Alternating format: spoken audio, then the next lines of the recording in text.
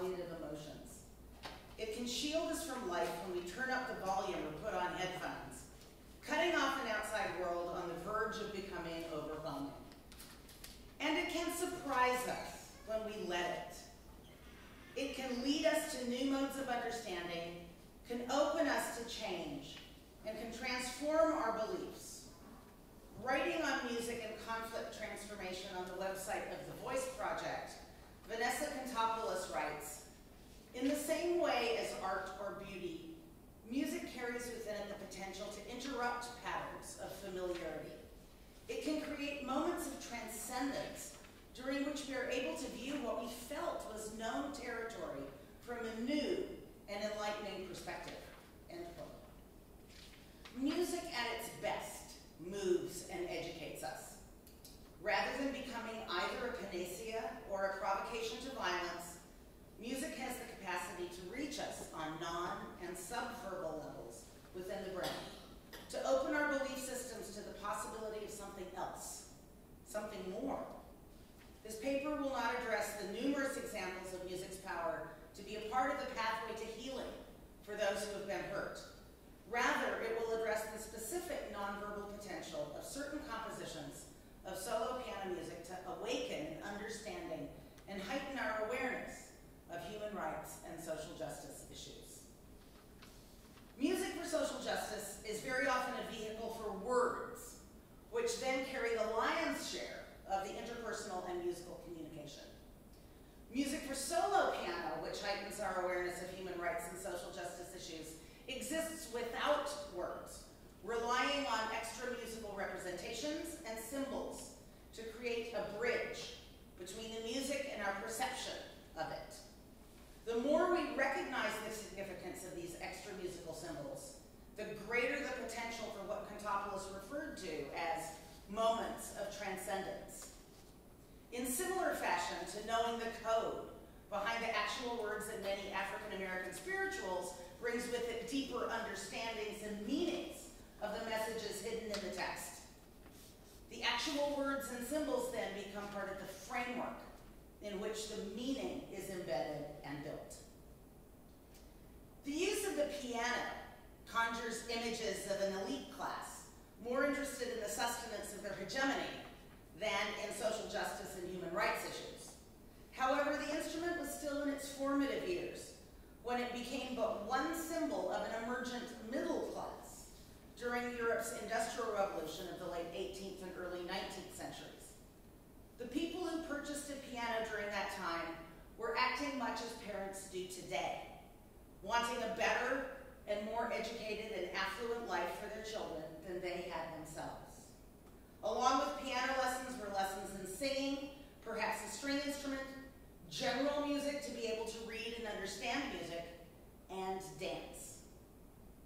As today, people sought to better themselves and their families through their talents, their work, their children, and their friends.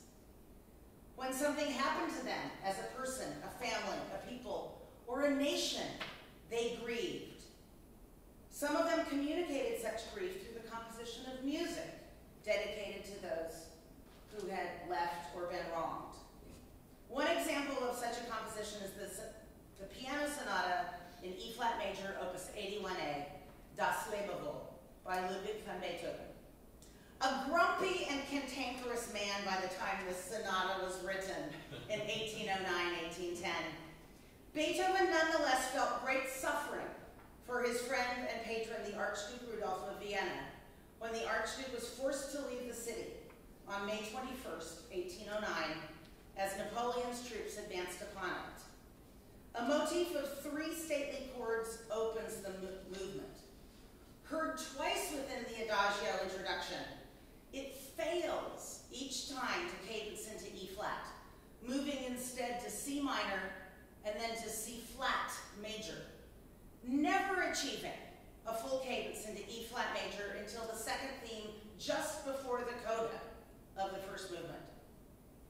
Over these 3 chords, in their initial statement, opening the piece, Beethoven wrote, Lebewohl, translating to live well, but normally used as a salutation of farewell, like we might say, take care.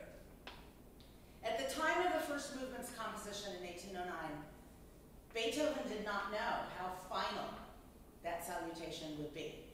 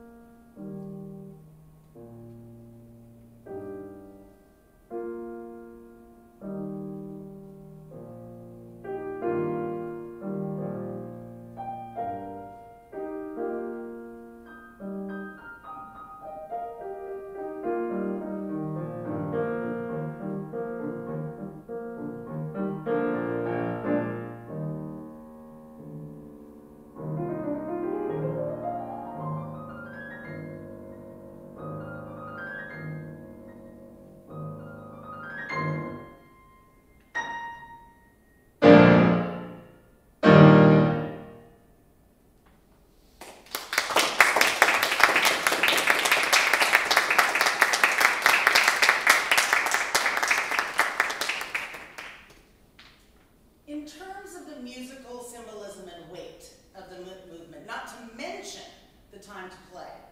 The majority of the substance and significance from the Lebewohl motive occurs within the introduction and coda. As often happens in Beethoven's music, however, the melodic portion of a motive may be removed, leaving a rhythmic motive which can be manipulated on its own, apart from its conjunction with the melody. One need only think of short, short, short, long, to realize the significance that short, short, short, long plays even divorced from that melodic material.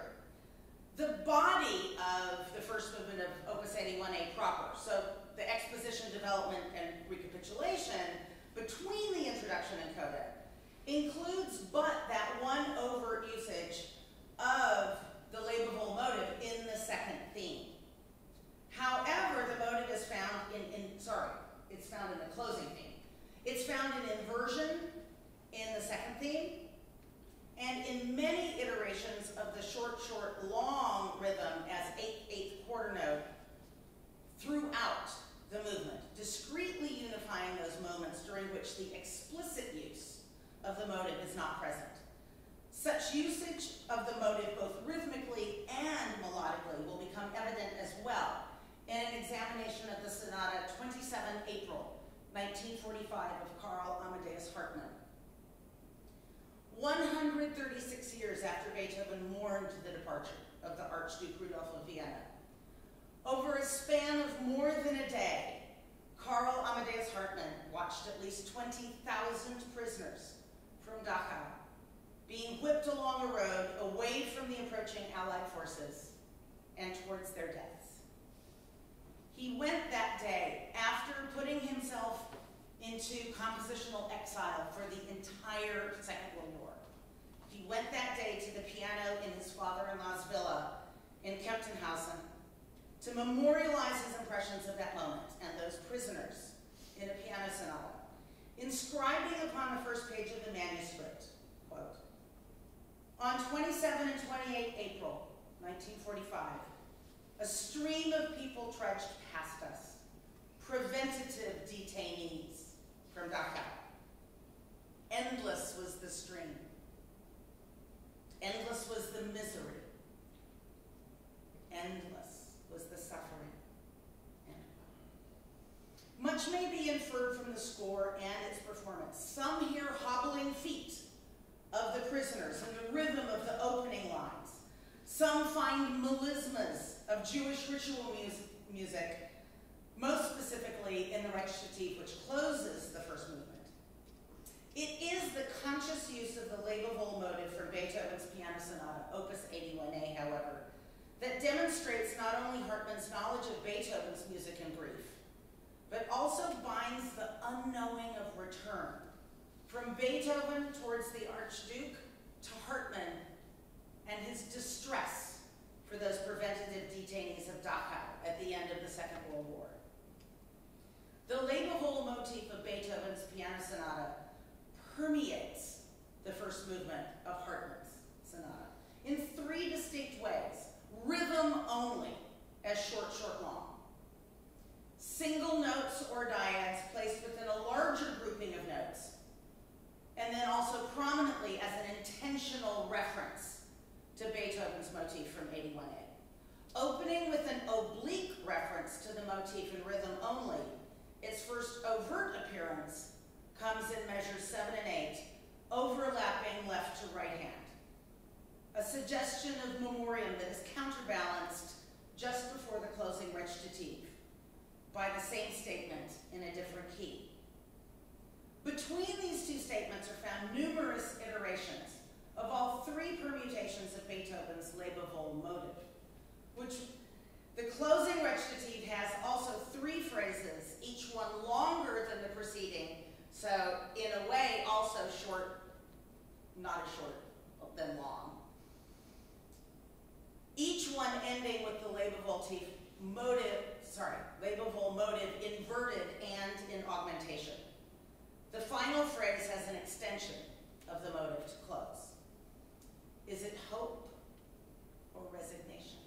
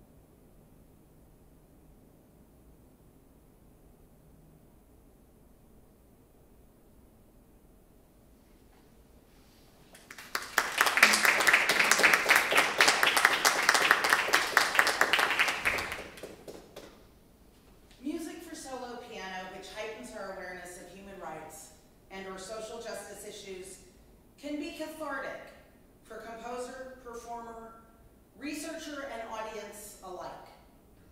From at least 1809 on, this music has taken its place within the canon of piano literature, though only recently has it been highlighted as music for peace.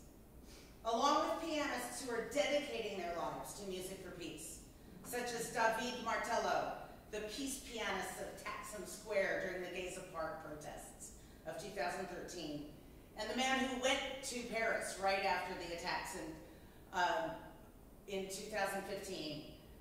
The discovery and performance of music composed in reaction to horrors against humanity can be greater than reminding us of the events that prompted a specific piece's composition.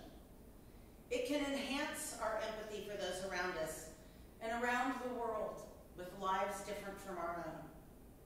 May we continue to find avenues, both musical and otherwise, to come together with a shared vision of humanity at peace.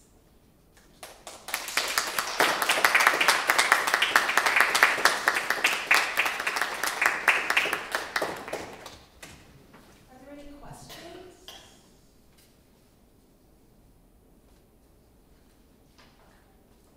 I have a question. Sure.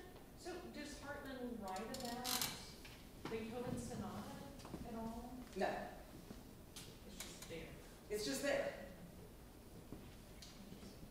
Yeah, I mean, he was a pianist, you know, and